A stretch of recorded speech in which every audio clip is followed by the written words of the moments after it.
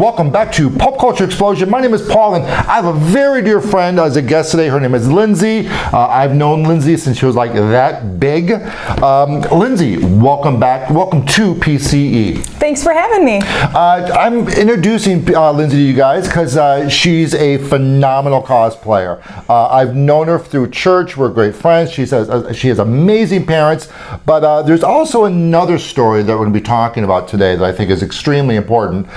So you know what? Let's just jump into this. Sounds good to me. So Lindsay, you cosplay. Cosplay. I was actually shocked when I started seeing pictures of you on Facebook because I love, you guys know, I love cosplayers. And I started seeing these pictures of you. I'm like, holy crap, she cosplays. So Lindsay, what got you into this? So it was actually, I guess, a combination of things that eased me into getting into it. Like growing up, I was always the kid that for Halloween, I just really wanted to be a character. And I always cared a lot about making sure, even as like an 8-year-old kid, like I wanted it to be as authentic as possible. And so I guess I was into it before I even knew what it was. As I got further into high school and college, I had friends that were starting to cosplay, and like I would see their stuff and I'm just like, they're so good, but I could never do that. They're way better than me. Like I could never. But then eventually, after I graduated from college, I got asked on this date to a convention, and I'm like, well, I've never been to one. That sounds like fun. Sure, why not? And date didn't go great. Didn't go anywhere, but I loved the convention and I loved the environment. And even though we never spoke again, I was still, just after the convention, I'm like, I totally want to come back here and I want to go all in. And so after that was when I decided to do my first very intentional cosplay, which was River Song from Doctor Who. So a bad date pretty much was the catalyst for you becoming a cosplayer. It was. Okay, ladies, I'm single. Maybe when you guys can help me become a cosplayer, because God knows I've had enough fair share of bad dates. You know what? The one thing that really I find amazing with cosplayers is just the creation of the costume. Yeah. Now, do you create yours? Do you contract someone to make them for you? I mean, how does that play out? So kind of a combination as well. My Doctor Strange cosplay was entirely handmade by me and my mom. Wow. My mom's an amazing seamstress, and so I couldn't have done it without her. Props to my mother because she's an angel. But that one was completely handmade. It took, from the time that I started gathering the materials to do it, by the time it was finished, it took probably about 6 months to do. Labor of love, absolutely.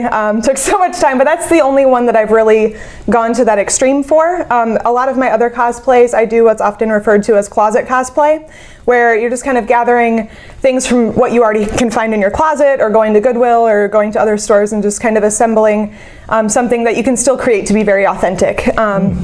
So most of my cosplays I would put into that category with some alterations and things from me, but Doctor Strange is the only one that I have completely just done from scratch. Yeah, and look at the pictures of what she's doing. It's pretty... Now, can people make money doing cosplay? There are some that do. It kind of takes a process of, you kind of gain a following with your cosplay, and then you can be invited to conventions as like a cosplay guest and do things like panels and interviews and stuff like that. So there are people that do, and I think that's really cool.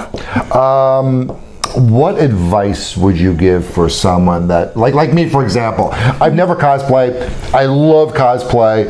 I'm just too lazy to make my stuff. What advice would you give for someone like me that might want to crack into this? Yeah, so probably the most important thing that I would say would be just don't let fear or comparison hold you back from doing it. Like if you have a story or a character that you just really, really love, that you have a passion for, like that, let that be the driving force into making the decision to start working on a cosplay for it, because that's ultimately the most important thing. And I think that the cosplay community is one that's just so positive and encouraging. I was just thinking that because I go to Gen Con. I'll be going to Gen Con in a couple of weeks, and I've seen some amazing cosplay. Yeah. And I've seen someone that's like, oh my God. But you know what though? You don't mock them, the bad ones, or the new ones, I should say.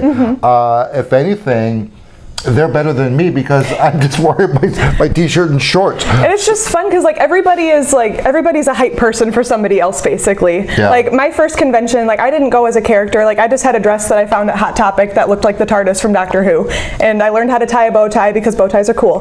That's all I did. I didn't think it was anything special, but I walked into the con and at like the first 5 minutes there, I probably had 6 people coming up to me being like, "You look awesome! Can I take a picture with you?" And like everybody's just so excited to see what everybody's doing. And that's really just what the heart of cosplay is. Like you're there because you have this common ground of something that you just really, really love, and everybody is so excited about it. So basically, it's very safe to assume it's a very diverse and inclusive community. Yes, yeah, very much so. And like I said, even the non-cosplayers that are at these conventions, I can't imagine anyone bullying a cosplayer. Right, yeah. And by the way, I think if someone did, the other cosplayers would just kick the crap out of the person. Oh yeah. Probably my funniest story was I stumbled across a group of Sith lords, and they all have their lightsabers. I could name, oh my goodness, there's Count Dooku, there's Anakin Skywalker, Awesome. there's Ventress Visage, and I just walked up to the entire group going, who do I have to kill to join this group? I love it. And the thing is, and what's funny is they're that character. Oh yeah. It's not like some guy pretending to be Dooku. Yes. He's Count Dooku. It's very, like, cosplay can be very theatrical in that sense, and I just love that so much. Like, there's so much of an element of, like, role play to it. Yeah. I had, at one of my cons last year, I had this awesome Captain America cosplayer come up to me, and he goes, everybody blames Star-Lord for what happened in Infinity War, but I blame you. What? And I'm there as Doctor Strange, and I'm like, it was the only way. It was the only way.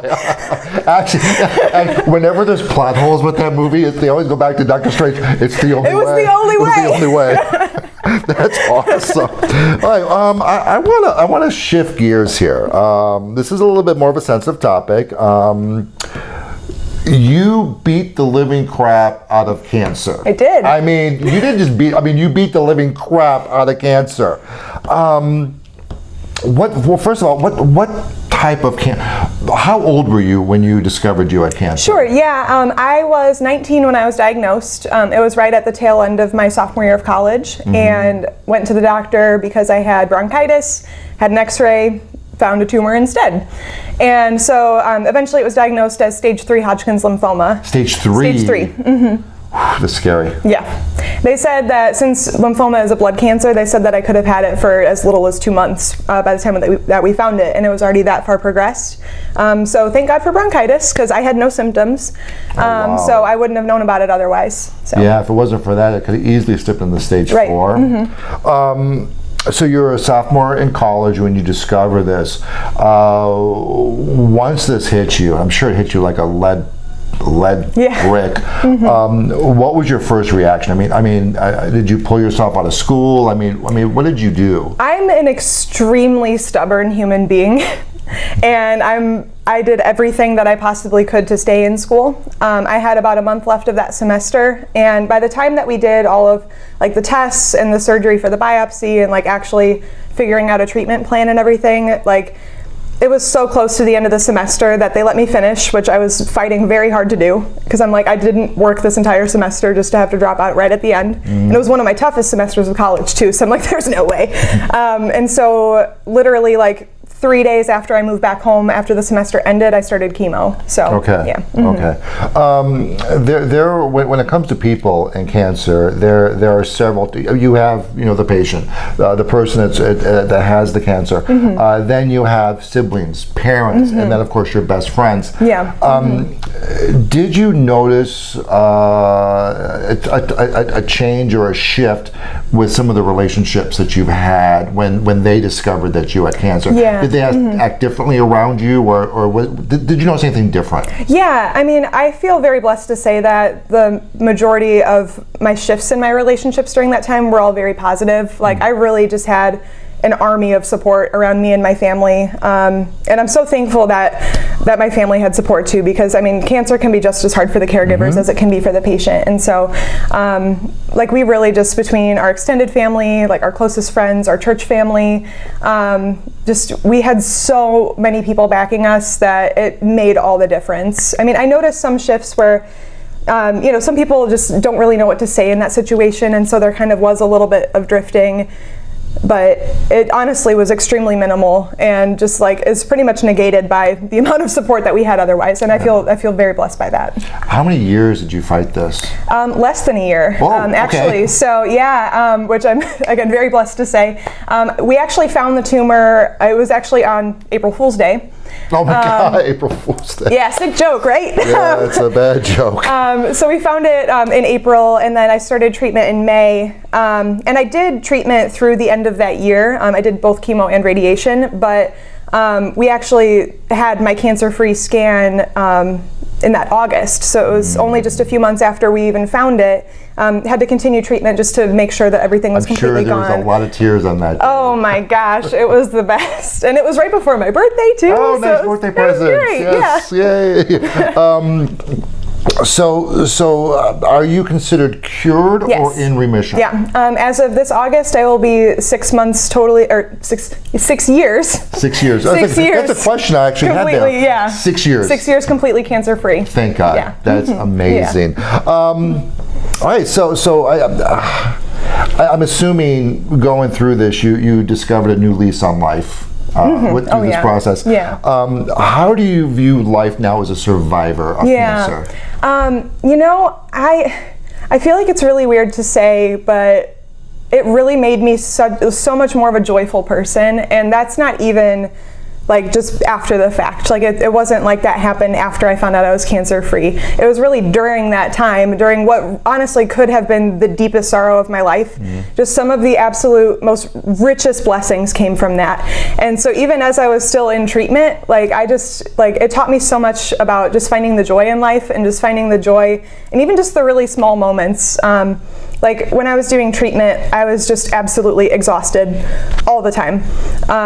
Like my 3 days following my chemo, I would literally, like for every hour I would be awake, I would have to nap 3.